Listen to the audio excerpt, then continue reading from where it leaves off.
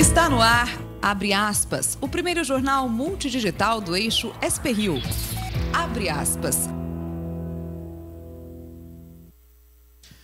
Olá, muito bom dia. Começa agora mais uma edição do Jornal Abre Aspas, edição nesta quinta-feira. Estamos ao vivo aqui com a transmissão simultânea pelo Facebook da SP-Rio+, junto com o Facebook do Jornal O Vale.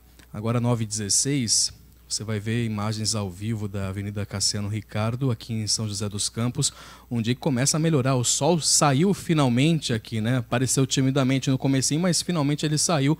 Daqui a pouco as informações ao vivo da previsão do tempo para toda a nossa região. Aqui comigo nos estúdios, o jornalista José Guilherme Ferreira e o cientista social Leandro Besseneri. Um bom dia para vocês. Bom dia, Rodrigo. Bom dia, Rodrigo. Bom dia, Zé Guilherme. Oi. Hoje é quinta-feira, dia 22 de novembro de 2018. Nos destaques você confere que os médicos cubanos começam a deixar o Brasil nesta quinta-feira. Enquanto isso, cidades de pelo menos 12 estados já sentem o reflexo da saída desses profissionais. Ex-presidente Lula tem até o começo de janeiro para entregar as alegações finais no caso do Atibaia, do sítio de Atibaia. Pelo menos 17 pessoas são presas em flagrante em operação contra a pornografia infantil, agora pela manhã, em 18 estados e no Distrito Federal. Sem acordo, motoristas do transporte complementar de Taubaté entram no segundo dia de greve na cidade. No futebol pelo Brasileirão, o Palmeiras goleia e fica a 2 pontos do título. Já o Flamengo vence, embola ali tudo, mantém a esperança de ser também campeão. Todas as informações daqui a pouco com o Douglas, da informação da rodada do Brasileirão, e também pelo regional, o vôlei Taubaté, que venceu o Minas fora de casa e subiu para a 3ª colocação na Superliga. E no futebol, tem mudança na Águia do Vale. O Francisco Oliveira é o novo técnico do São José. Estes e outros destaques dentro de instantes.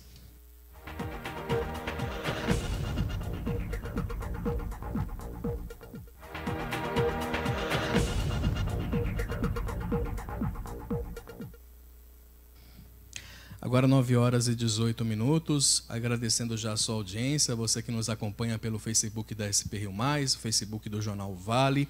Você também pode nos acompanhar pelo aplicativo da SP-Rio, que você baixa gratuitamente aí no seu celular, no seu tablet, disponível aí tanto para iOS como para Android, e também pelo nosso portal. Estamos ao vivo também pelo spriomais.com.br. Olha, o presidente eleito Jair Bolsonaro segue hoje em Brasília e se reúne com Mozart Neves, que é o diretor do Instituto Ayrton Senna. O nome dele, né, como possível futuro ministro da Educação, vazou ontem e gerou uma crise ali na equipe de transição do presidente eleito, com a bancada evangélica do Congresso. Pelas redes sociais, o presidente disse que até o momento não existe um nome definido para dirigir o Ministério da Educação. Ao site O Antagonista, Bolsonaro afirmou que não existe essa possibilidade ao comentar aí a nomeação do diretor do Instituto Ayrton Senna. Já segundo o relato ao jornal Folha de São Paulo, de pessoas próximas ao educador, ele foi sim procurado pela equipe de Bolsonaro na semana passada e acenou ao futuro governo federal que aceitaria o posto. Em nota, o Instituto Ayrton Senna disse que Mozart não foi convidado e que terá uma reunião com Bolsonaro nesta quinta-feira. Eis a questão.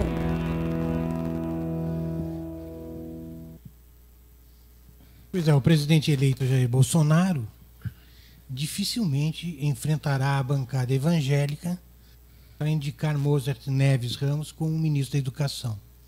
Mozart, diretor do Instituto Ayrton Senna, ex-reitor da Universidade de Pernambuco e com todas as credenciais para ocupar a pasta, havia sinalizado, como vimos, que aceitaria o cargo.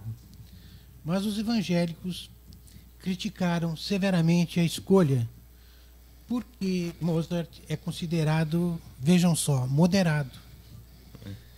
O chefe da transição, Onyx Lorenzoni, levou as queixas a Bolsonaro. Os deputados dizem que Bolsonaro pode escolher quem quiser para outros ministérios, mas no Ministério da Educação eles precisam e querem alguém comprometido com a ideologia da bancada evangélica. Um dos pontos de alinhamento obrigatório, segundo eles, seria o Escola Sem Partidos, que, entre outras coisas, quer ver longe das escolas, por exemplo, a discussão sobre as questões de gênero. O novo ministro também vai ter que defender algumas balelas toscas contra o que chamam de doutrinação nas escolas. Mozart não deve vingar porque não é um defensor do projeto, que é tido como base moral do governo Bolsonaro. O presidente eleito terá de passar o vexame, será que ele tem esse sentimento? De desconvidar Mozart. Como vimos, o próprio Instituto Ayrton Senna se antecipou, dizendo que o que havia era uma sondagem. O colombiano Ricardo Vélez Rodrigues, filósofo e teólogo da Universidade de Juiz de Fora, que era uma alternativa ao cargo, já foi chamado a Brasília. Mas é bom que ele vá se adaptando às posições criacionistas. Tem ocorrido isso com frequência, né?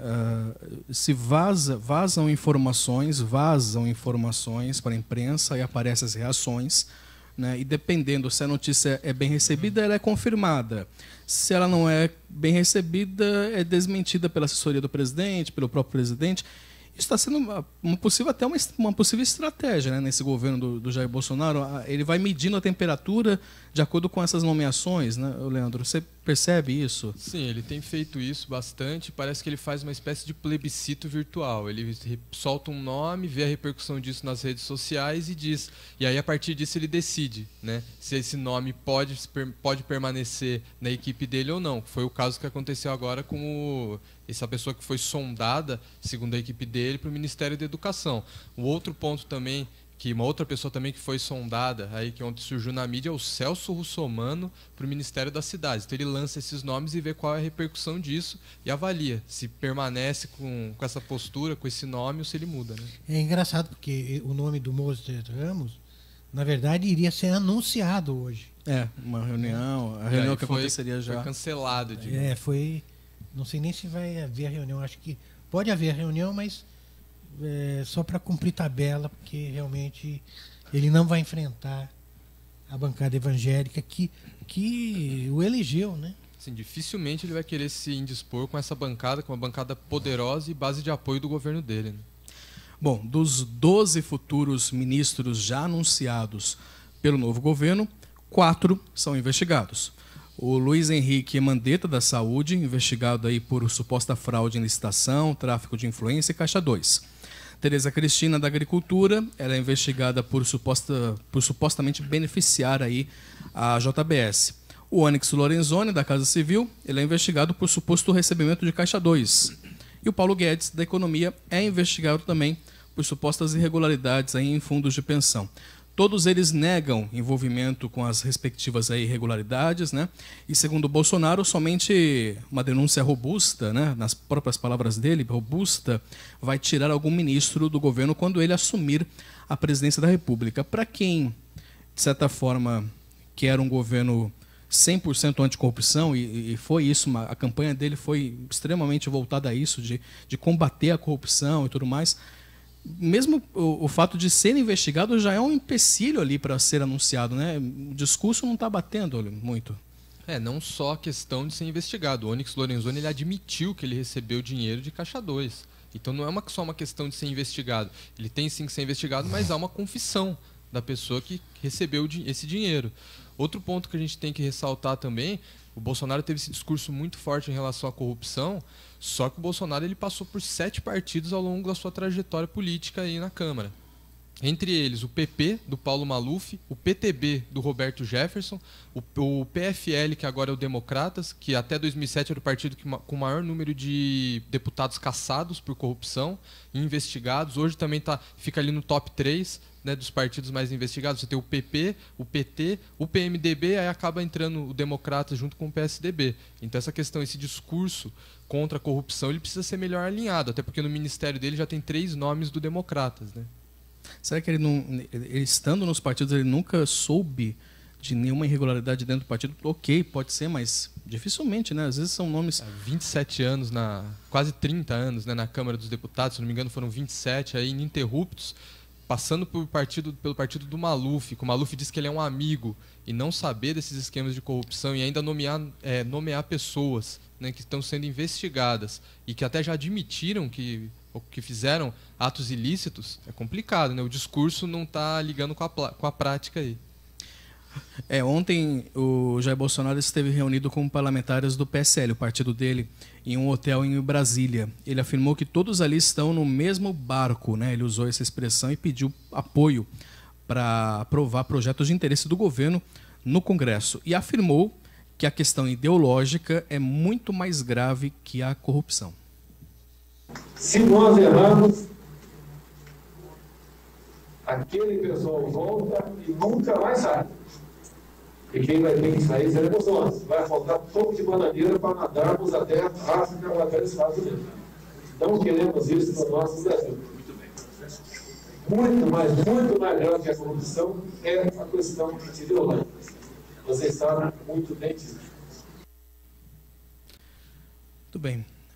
E governadores eleitos e reeleitos do Nordeste se reuniram em Brasília para definir uma pauta conjunta e aí para ser negociada aí com o presidente eleito Jair Bolsonaro. Na carta, nessa pauta, aí foi apresentada uma carta a 6 temas prioritários da região do Nordeste e um pedido de audiência. O presidente do Senado, Eunício Oliveira, também participou e se comprometeu a trabalhar para a aprovação de projetos que liberem mais recursos para os estados e municípios. A questão da partilha da seção onerosa, que eu venho dizendo isso publicamente, que é correto se fazer isso com estados e municípios que, assim como a União, também passam por dificuldade. Essas demandas dos governadores, todas elas estão na pauta, né? Estão na pauta. A sincronização está na pauta da Câmara, vai voltar para o Senado. A chamada seção onerosa está na pauta, se houver um entendimento, eu posso votar até na próxima quarta-feira. Os governadores elaboraram uma carta ao presidente eleito Jair Bolsonaro. Eles solicitam uma audiência para tratar de itens, como a retomada de obras federais, a celebração de um pacto pela segurança pública, o reequilíbrio do pacto federativo e a reforma tributária. Também expressaram preocupação com o programa Mais Médicos. A nossa preocupação é que não haja descontinuidade com esse programa que atende hoje, que é um grande programa que leva médico para lugares que dificilmente tinha condição de ter um médico para atender as famílias e as pessoas. Portanto, há uma preocupação nesse sentido. Rio Grande do Norte, infelizmente, hoje ostenta o título do estado mais violento do Brasil. Os índices de criminalidade e violência cresceram de forma assustadora, mas não é só no Rio Grande do Norte, no Nordeste e no Brasil. Daí o Sistema Único de Segurança Pública, que foi aprovado recentemente. Ele precisa funcionar. À tarde, os governadores participaram aqui no Supremo Tribunal Federal de seguidas audiências com ministros da Corte. Na pauta, temas que podem garantir mais dinheiro aos estados, como mudanças nas regras de distribuição de recursos do salário educação, aumento da contrapartida da União no Fundef e a liberação de valores retidos nos fundos de participação dos estados e municípios. A juíza federal Gabriela Hart, que aliás ela está substituindo, né, o juiz Sérgio Moro aí na condução da Operação Lava Jato, ela definiu ontem à noite os prazos para as alegações finais no processo do sítio de Atibaia aqui no interior de São Paulo. O ex-presidente Lula e outros 12 são réus nessa ação. O Ministério Público Federal terá 9 dias, contados a partir do dia 30 de novembro, para se manifestar. A Petrobras terá 2 dias de prazo, entre 11 e 12 de dezembro. Já as defesas dos réus terão 10 dias, a partir do dia 13 de dezembro. Diante do recesso do Judiciário, né, que será do dia 20 de dezembro até o 6 de janeiro, o prazo das defesas para apresentarem as alegações finais termina no dia 7 de janeiro. Portanto, o Lula tem até o dia 7 para poder, né, fazer esse recurso e, com isso, a sentença sobre o caso só deve sair no ano que vem. Os médicos cubanos começam a deixar o Brasil a partir de hoje, e esse é o assunto que iremos tratar logo mais após o intervalo. Agora você vê imagens ao vivo da Avenida Cassiano Ricardo, aqui em São José dos Campos. Agora a hora certa, horário de verão, 9 horas e 31 minutos.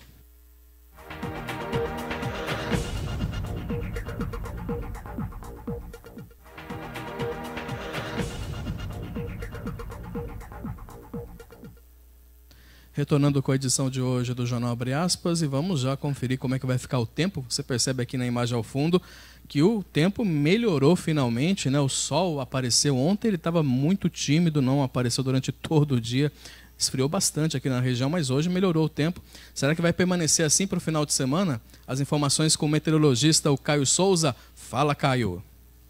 Fala, Rodrigo Fernandes, muito bom dia. E depois de dias muito cinzentos, nublados e de chuva, hoje finalmente vamos conseguir ver o azul do céu, né? Nós teremos um dia aí de céu parcialmente nublado, com a presença do sol mais marcante.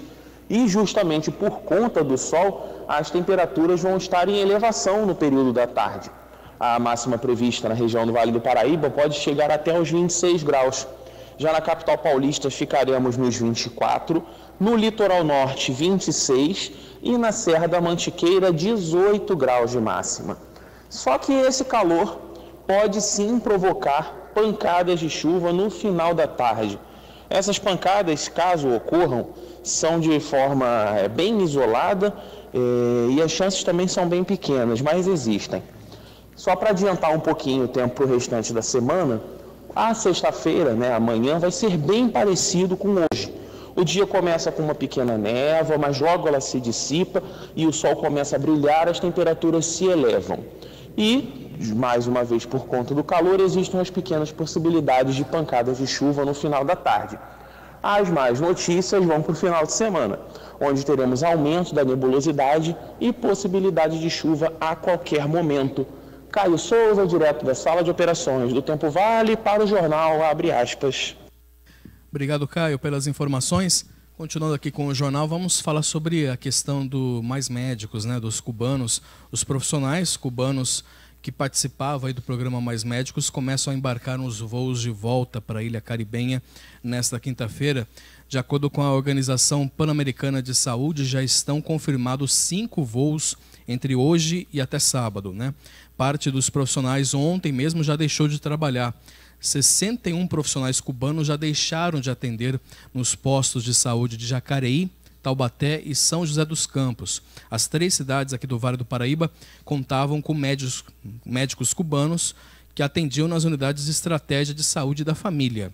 Além das 3 cidades, os médicos também deixaram de atender em outras, como Atibaia, Bragança Paulista, Caraguatatuba, Joanópolis, Piracaia, Ubatuba, Santo Antônio do Pinhal, São Bento do Sapucaí, ali na região da Serra da Mantiqueira, e Guaratinguetá, aqui no Vale Histórico. Ao todo, são cerca de 110 médicos cubanos.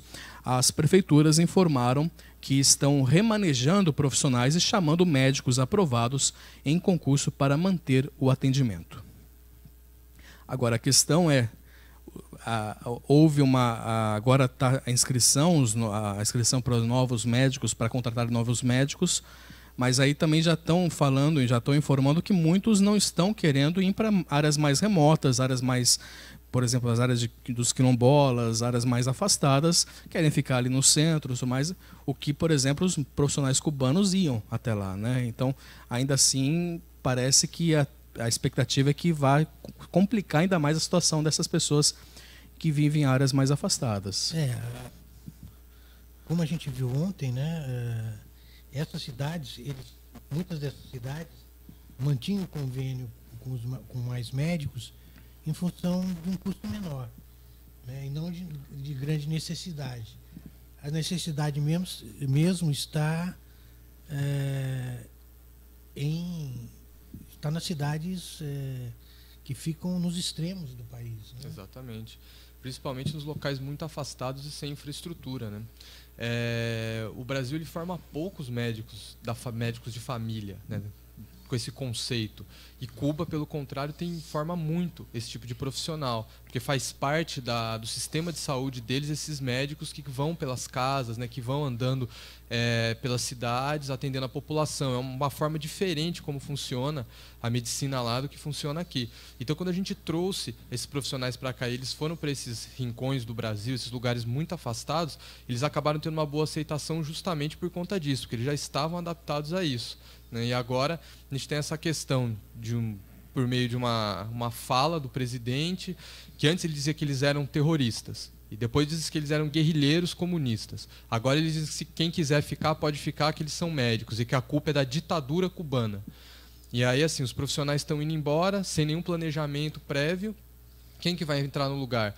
parece cachorro correndo atrás do próprio rabo, não tem gestão do conhecimento, porque isso já ocorreu, já foram trazidos médicos cubanos para cá na década de 90, aí eles foram embora, contrataram médicos brasileiros, os brasileiros iam para esses locais afastados, com menos de um ano eles já tinham voltado desses lugares, porque não queriam morar nesses lugares extremamente longínquos, né? E agora, novamente, essa história se repete. Agora o que vai acontecer? Vamos ter que esperar mais alguns anos, novamente vai vir alguém chamar médico cubano de novo. Então tem que pensar antes de fazer, né? Já tem várias cidades aí unidades que já estão sem médicos, né? Tem postos de saúde, enfim, unidades básicas, unidades de saúde que continham aí mais da metade aí dos médicos, ou até mesmo o número total de médicos cubanos. Exatamente. E agora ficaram sem médicos.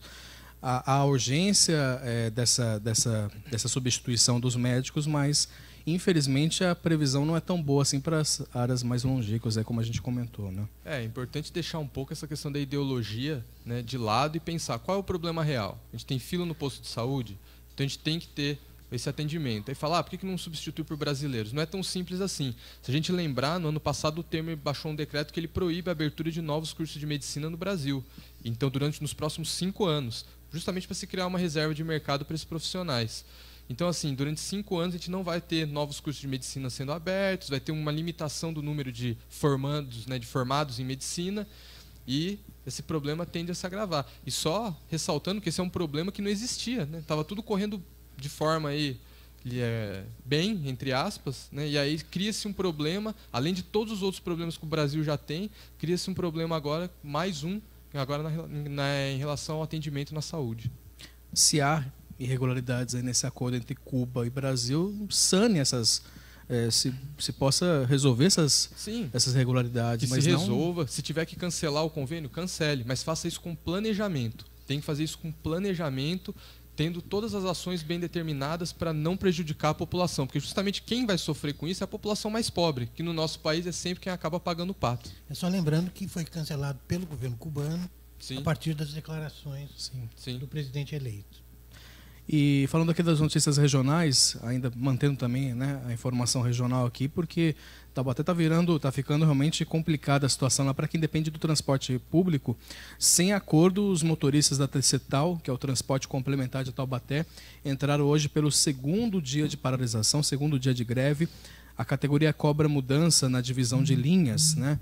De acordo com o TCTAL, as linhas operadas pela categoria têm baixa demanda e alto índice de gratuidade, o que tornaria a divisão economicamente inviável.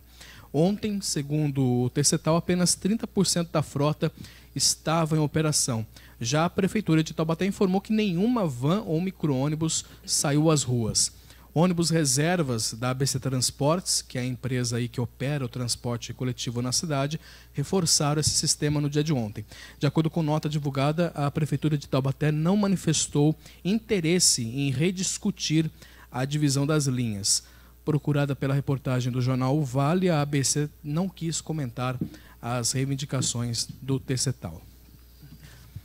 Uma informação aqui da edição de hoje do jornal O Vale: o Diretório Municipal do PR, aqui de São José dos Campos, já articula uma candidatura para disputar a Prefeitura de São José em 2020 e já definiu o nome, o primeiro nome da lista, Eliane Nicolucci. A ex-comandante da Polícia Militar no Vale do Paraíba e candidata, né, a vice-governadora na chapa de Márcio França, a Nicolucci participou de uma reunião com a executiva do partido que dobrou o número de deputados, né, na última eleição. O PR quer aproveitar a força conquistada pela coronel da PM.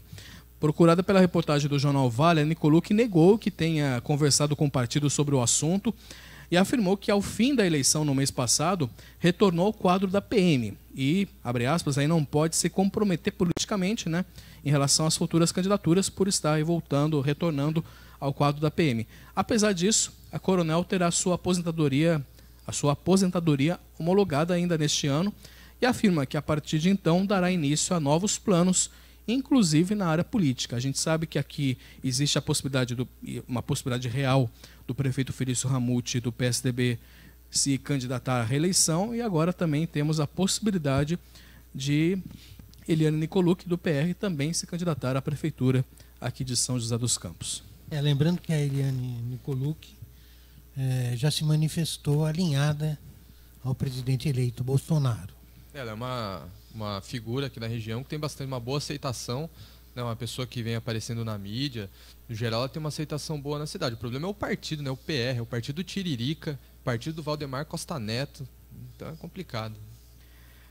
A seguir você vai acompanhar as informações do esporte, também tem notícias aqui da nossa região, de economia, por isso permaneça conosco na audiência.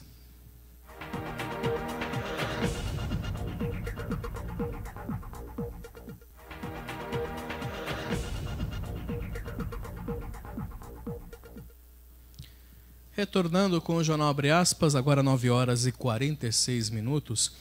E nesse momento, né, pela manhã agora, policiais civis de todo o país realizam a terceira fase da Operação Luz na Infância, que apura crimes relacionados à pornografia infantil. A ação é coordenada pelo Ministério da Segurança Pública e até a última atualização, 17 pessoas já tinham sido presas em flagrante. Ao todo são cumpridos 69 mandados de busca e apreensão no Distrito Federal e em 18 estados. De acordo com a pasta, os alvos internacionais foram identificados após uma parceria entre a inteligência brasileira e autoridades policiais da Argentina. Cerca de 1.000 policiais participam da operação desta quinta-feira. Em uma cerimônia em Santiago, no Chile, o presidente Michel Temer e o presidente Sebastián Piñera, eles assinaram um acordo comercial entre Brasil e Chile. Trata-se do maior acordo bilateral já firmado pelo país. Durante a cerimônia de assinatura do acordo, o presidente Michel Temer destacou a rapidez com que o documento foi negociado. Em menos de 6 meses, nós fomos capazes de formatar e formalizar este acordo. Mas eu creio que isto também, presidente Piñera, é fruto de uma convergência natural que existe entre os nossos governos. O acordo trata de 17 itens. Um dos principais é o fim da cobrança de roaming internacional para dados de telefonia móvel entre os dois países. Outras áreas contempladas são o comércio eletrônico, práticas regulatórias, medidas de combate à corrupção, meio ambiente e questões trabalhistas. O Chile é o segundo maior parceiro comercial do Brasil na América do Sul. De janeiro a setembro deste ano, o intercâmbio comercial entre os países foi de 7 bilhões e 200 milhões de dólares, 13% a mais que o mesmo período do ano passado. Muito bem, continuando aqui com as informações de economia, o preço anunciado para novos contratos de aluguel subiu menos que a inflação nos primeiros 10 meses deste ano. Segundo uma pesquisa do Fipesap, divulgada ontem, a média do valor anunciado para alugar imóveis subiu 2% de janeiro a outubro, contra a inflação de 3,8% no mesmo período, considerando aí o IPCA, que é o Índice de Preços ao Consumidor Amplo. Em um ano, os preços dos anúncios para alugar casas ou apartamentos subiu 1,97%. O aumento também é menor que a inflação no mesmo período, de 4,5%. Considerando aí os 15 locais analisados pela pesquisa, o valor mais alto da lista foi registrado em São Paulo, onde o preço médio aí para alugar uma casa ou apartamento era de R$ 36,87 por metro quadrado. Já o preço mais baixo foi verificado em Fortaleza. Você está vendo aí a imagem das cidades analisadas, né? Em Fortaleza foi R$ 15,67 por metro quadrado. No acumulado do ano, o IGPM, né, que é o índice que regula aí o mercado, né, o mercado imobiliário, tem alta de 9,25% até outubro e em 12 meses de 10%. A região do Vale do Paraíba gerou 1.376 empregos com carteira assinada no mês de outubro e registrou o terceiro mês consecutivo de alta na criação de postos formais no trabalho. O mês foi também o terceiro melhor do ano para o emprego na região, ficando aí atrás de abril e agosto. São José dos Campos lidera esse ranking regional com a criação de 240 postos. Em seguida aparece Ubatuba, com a criação de 212 empregos formais. Já o pior desempenho foi registrado em Taubaté, que fechou 108 postos formais de trabalho. Em seguida, no ranking dos piores desempenhos, aparece Paraibuna, com o fechamento de 65 postos. Em todo o país, foram criados em outubro mais de 57 mil postos de emprego com carteira assinada. Boa notícia, hein? Ótima notícia, né? Falando agora de esportes, vamos mudar um pouquinho de assunto e falar, já que tem palmeirense aí, né? Já praticamente já querendo a taça já, mas a situação meio que se embolou um pouquinho ali. Quem vai trazer as informações do esporte, a rodada do Brasileirão também, enfim, é o Douglas Cruz. Bom dia, Douglas. Bom dia, Rodrigo. Bom dia aos internautas da SP Rio Mais e também do Jornal Vale.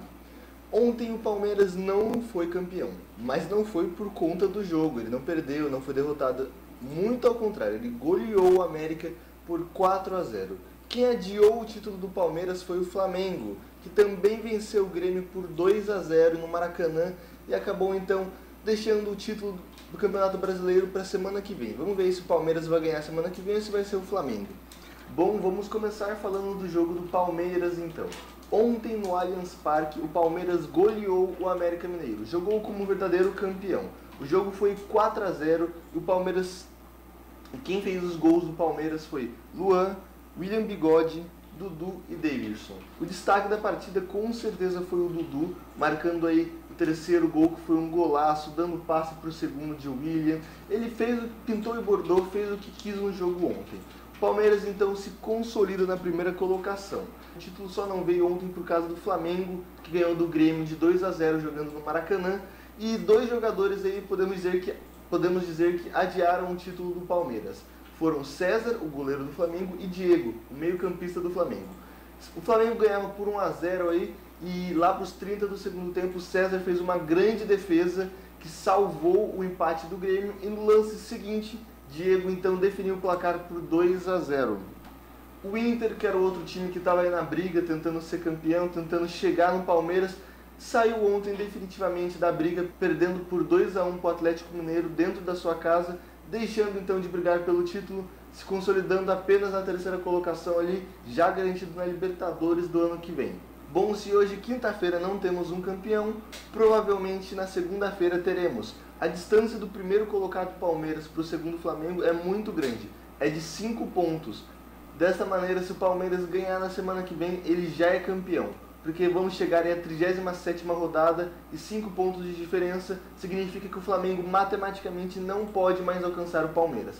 Então vamos falar como é que ficou a tabela agora, chegando ao fim dos jogos de quarta-feira. Ainda tem mais 4 jogos hoje, mas vamos falar aí do pico da tabela. O Palmeiras segue na liderança com 74 pontos. O segundo colocado é o Flamengo com 69, 5 pontos atrás do Palmeiras. E bem mais atrás vem o Internacional em terceiro com 65 pontos, 9 pontos atrás do Palmeiras.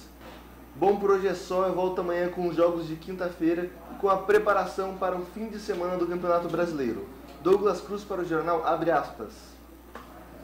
Muito bem, Douglas, valeu. Olha, pelo regional, o Vôlei Taubaté venceu o Minas por 3-1, 3-7-1 aí nessa quarta-feira na Arena Vivo, lá em Belo Horizonte.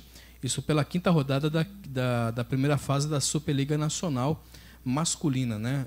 Com o resultado, o time da região, Taubaté, chega à 4ª vitória no campeonato, com 12 pontos. O time mineiro continua com 9. Na próxima rodada, o Taubaté, comandado aí pelo técnico argentino Daniel Castellani, ele visita o Itapetininga no sábado, lá no ginásio Ayrton Senna, a casa do adversário. O São José, o basquete do São José visita hoje o líder Franca, né, pela primeira fase do NBB, o Novo Basquete Brasil. Essa informação, aliás, está no nosso portal sprriomais.com.br.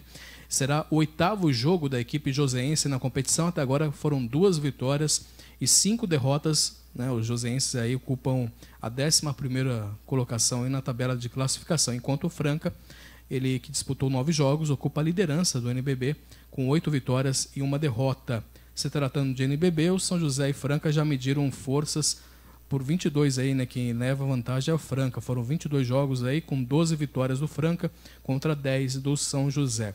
São José busca aí a primeira vitória fora de casa após aí perder para o Paulistano na última terça-feira da semana passada, aliás, na terça-feira dessa semana, dia 19 aí, por 88-82.